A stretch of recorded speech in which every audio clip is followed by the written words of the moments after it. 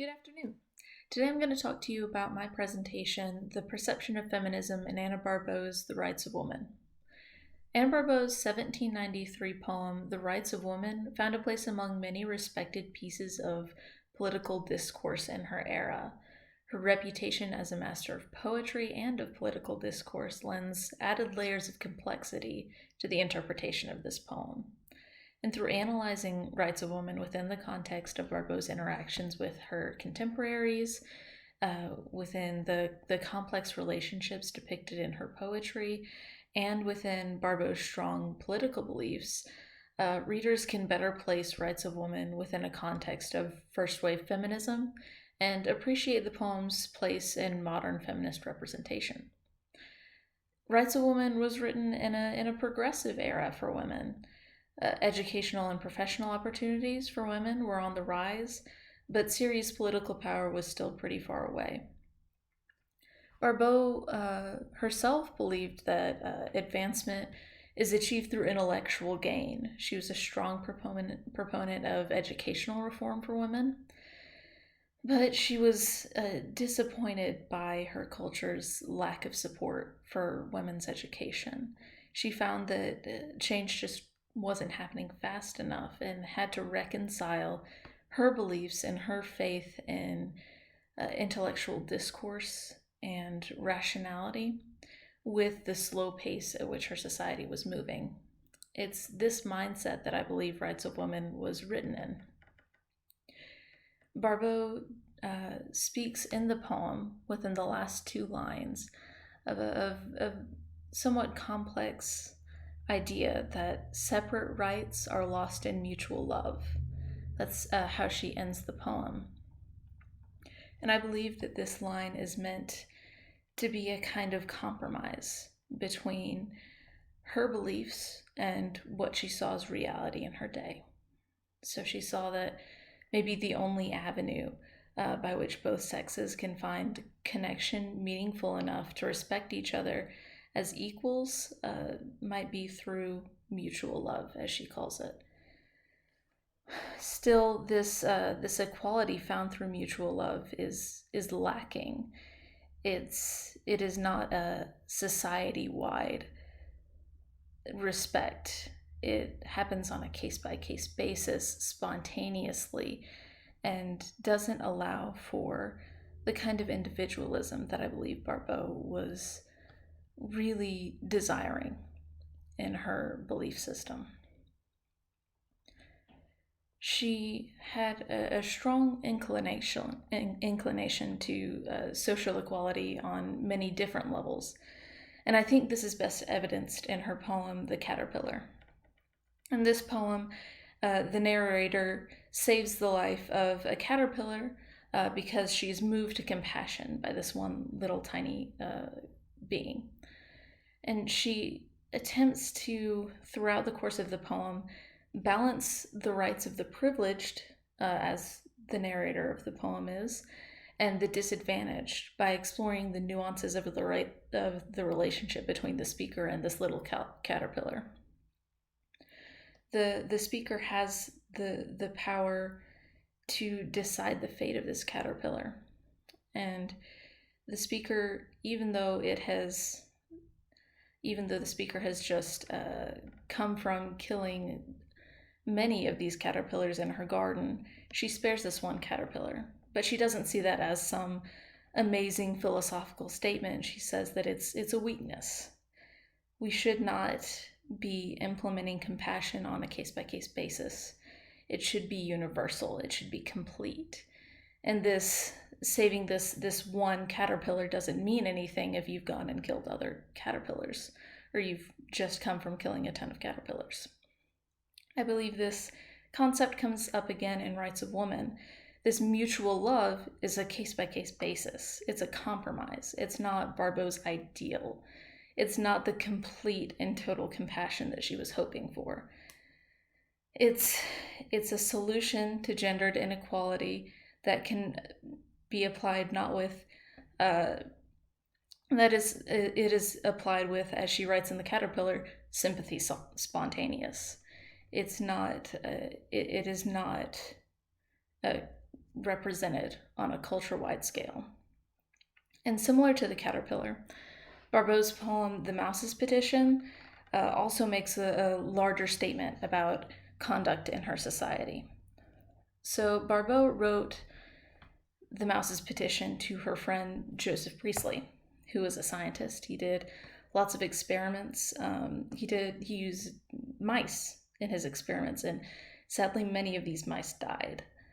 And Barbauld, on seeing him capture this mouse, decided she would write a poem to Priestley with the narrator being this mouse pleading for its life, saying, just as my fate changed suddenly when you came and captured me, your fate could change this just the same, on the basis of powers much stronger than you deciding your fate. So you should think twice about destroying the life of an innocent creature. Barbauld disagreed, obviously, with Priestley's experiments. She did not like that when he experimented on these mice, they tended to die, and she voiced her opinion. It was not common for women to voice their opinions in direct contradiction with a respected male scientist. But she did that anyway. She wouldn't let her intelligence and her opinions be throttled by the expectations of her day. She did not settle by throttling her intelligence in the presence of men. She did not adhere to those cultural precepts.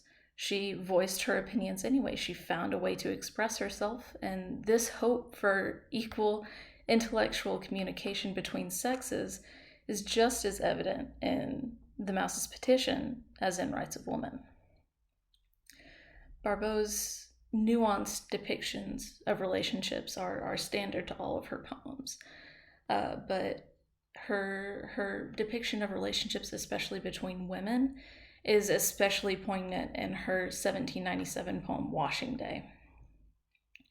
She uses this domestic subject of doing laundry to transform it into a noble and meaningful event.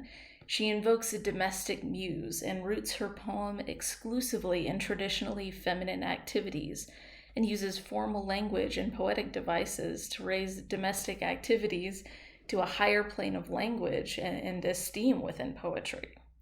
She pours out all of this beautiful language, these wonderful invocations in this poem to talk about this chaotic washing day scenario. She places the utmost importance on the experiences of women in their day-to-day lives, which often went unappreciated and unnoticed. This is one of the themes of Washing Day, that these women are doing these incredible things, completely taking over the house, instigating rule over the house, and getting this chore done. But this is not appreciated by the men in the house who don't participate in any of the work necessary. They go off hiding. And these women, as they're working, are washing off their gender roles as they wash these clothes. Even though they're performing traditionally feminine activities, they are removing their gender roles. They stop performing parts of their gender roles because it becomes inconvenient when they're trying to get this done and they don't have a lot of time. And this idea that these women could remove their gender roles implies that these men could do the same. Barbault's honoring of women as they discard their behavioral gender roles reinforces the evidence of her conviction that women have a right to exist as they are and as equal to their male counterparts, not as society would like them to be, or not as her society would like them to be. Barbault's indictment of the men who benefit from women's labor without contributing to maintaining the household implies her desire for a domestic setting in which both labor and respect would be shared equally.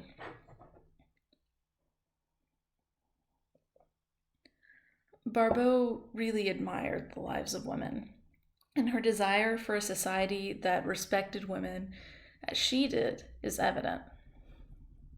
Mutual love is by no means a permanent or a preferable solution to the issue of equality of the sexes. Rather, it's a beginning by which the humanity and intelligence of women can be recognized within a patriarchal culture. Barbauld rests her goals for women on her belief that men and women contain the same mental capacities for logical reasoning, but that the logical capabilities of women are stunted by the poor state of women's education and the lack of societal drive to make any improvement on that education. Because of her belief in the cultivation of women's logical faculties, Barbauld strongly detested overperforming gendered stereotypes. And it's these gendered stereotypes that she pokes fun at in Rights of Woman. Her protagonist is this perfect angel of purity. She is called a courted idol. And Barbauld strongly implies that the worship that this courted idol of femininity receives will end as soon as she quits performing femininity. So this respect that this woman receives is not permanent, just as mutual love is not permanent. It's a temporary solution. So I hope that I've communicated the ideas of feminism within Rights of Woman, the strong inclination Barbauld had towards rational thought, which is an idea Mary Wollstonecraft shared and many feminists of her day shared. It was very important, and I think it's very evident in Rights of Woman. Thank you.